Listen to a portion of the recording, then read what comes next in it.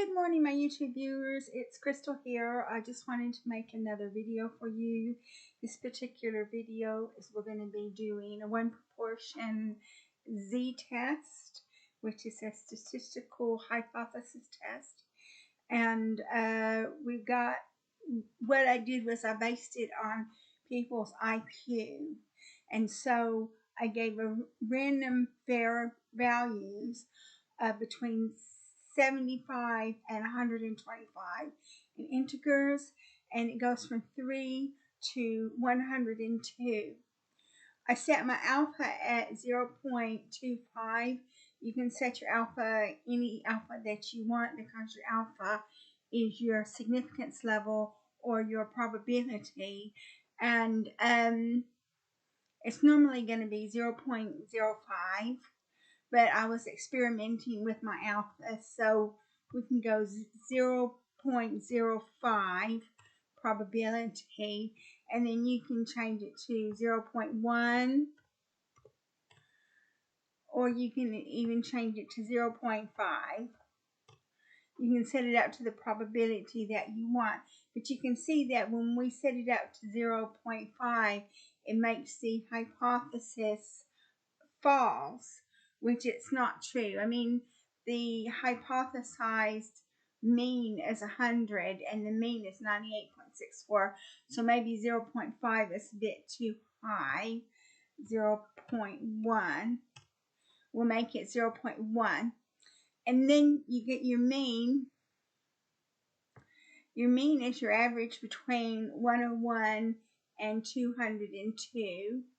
So we've got 200 elements, not 100 like I previously had said, because in the next sheet it's going to be 100 elements, but in this one there's 200 elements to this array.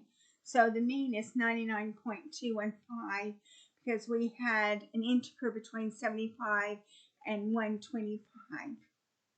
The hypothesized standard mean is something that we set, and we set it at 100 because we're just saying that the average IQ is 100. We set up the standard deviation. You can use a formula in Excel to do that. Equals stdev.s A3 to 202, and the .s means it's a sample, so you can test a sample or you can test a population, and the formulas are a little bit different depending upon whether you test the sample or the population, but I decided to test the sample. We check the sample size, which is a count A3 to A202, which is 200. Test the z statistic, and this is a formula that I got off the internet, and I did a lot of time studying the internet trying to find the best formula. So it's D5 over D6, so that's the mean over the hypothesized mean, divided by D7, which is standard deviation, divided by the square root of D8, which is the sample size, and that gives you a z-test statistic of 0.9, well, it's 0.97 now. So now we check the p-value, and we use the norm function, norm.s.dist, in Excel, and D9 is your z-test statistic, and false is because it is a probability.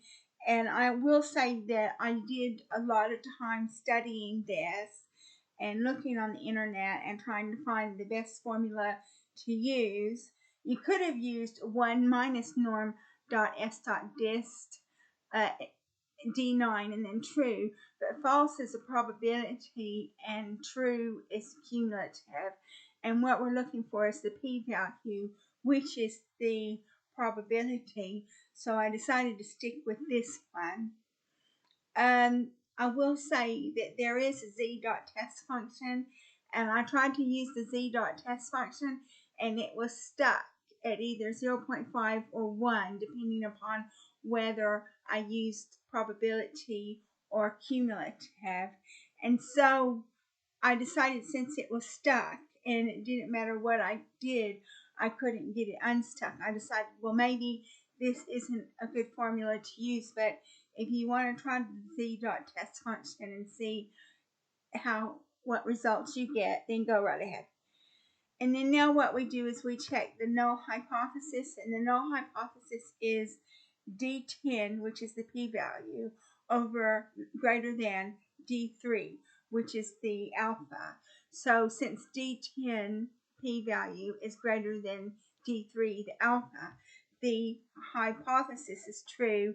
That means that we have to accept the null hypothesis. The null hypothesis is that the IQs of the mean are the same as the IQ of the hypothesized mean. And so what we'll do, we'll just say null hypothesis, HO, and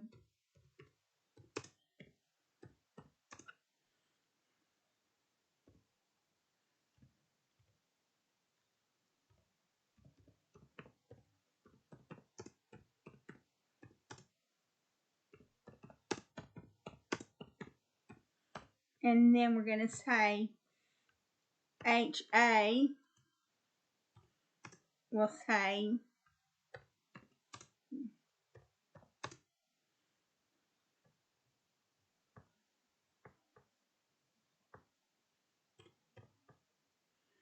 my thinking's much better than my typing.